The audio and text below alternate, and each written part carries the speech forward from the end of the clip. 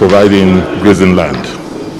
However, there are communities who have land who, as at today, accommodate herders under some arrangements. So what I've suggested is that these communities should look at giving or making land available where, when herdsmen come in, they can grow grass and charge them to herd in specific areas and avoid getting them to the herdsmen to trespass other people's farmland, because that is what creates the crisis. But these are all commercial transactions between either individuals, communities, and pastoralists. That is the point we made. That herding cattle is a business, and it is not the state's responsibility to get into that business. So the pastoralists should go into business with individuals? They actually do it now, because what we found is that in most communities, when the pastoralists come in, they usually have an arrangement or an agreement with community leaders before they can graze in those communities. That is what exists today. But in some cases, that arrangement breaks down when some very young herders are not able to control their cows and they stray into other people's farmlands. That is the situation in many communities today. And we are saying, why not formalize it properly by designating areas with water and grass, so that when they come, you ask them to go into those areas, charge them whatever you usually charge them. But that will restrict them there so that they do not go and trespass other people's farmlands and eat up their crops. And I think it's a reasonable thing to do. And these are the relationships that have spanned hundreds of years. So we can't wake up today and say, all of you go away, we don't want you. How are you going to get your protein?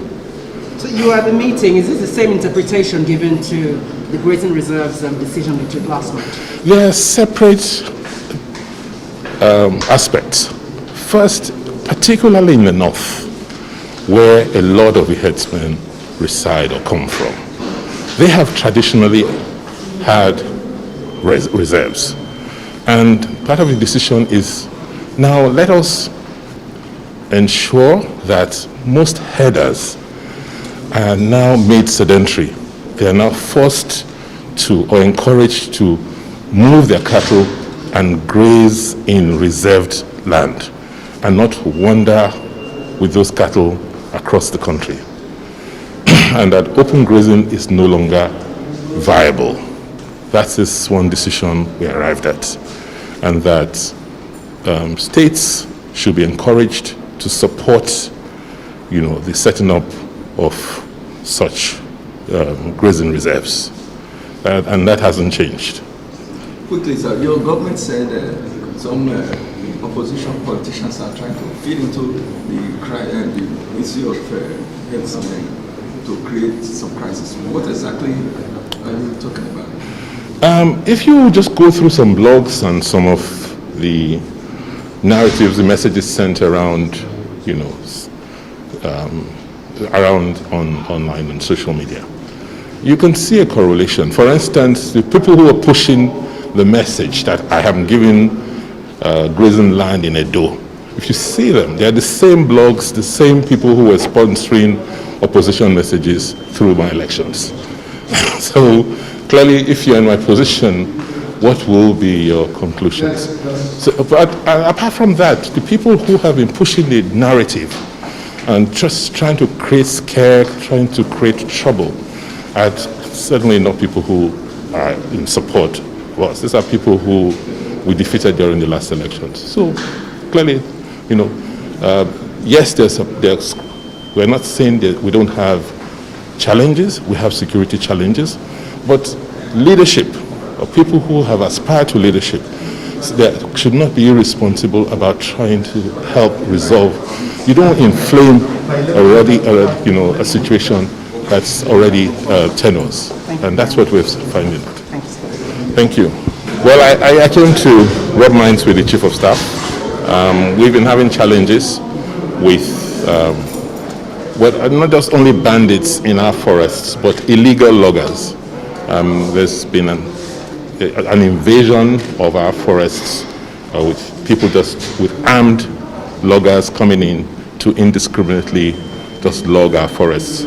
I'm sure you would have seen news about the Okomu National Park and the Okomu Forests. It's one of the last pristine rainforests we have left, and the amount of logging by armed loggers in the last couple of months has been really troubling. And they're also affecting the wildlife. You know, that reserve hosts some very rare species of animals, and with this avalanche of loggers, we are losing them. And it's something of concern, so I came to rub minds with the Chief of Staff to see how the federal government can assist with the national park guards, with our own local guards, and see if the military can give them backup. Any positive response? Definitely. Why are you using this word interchangeably?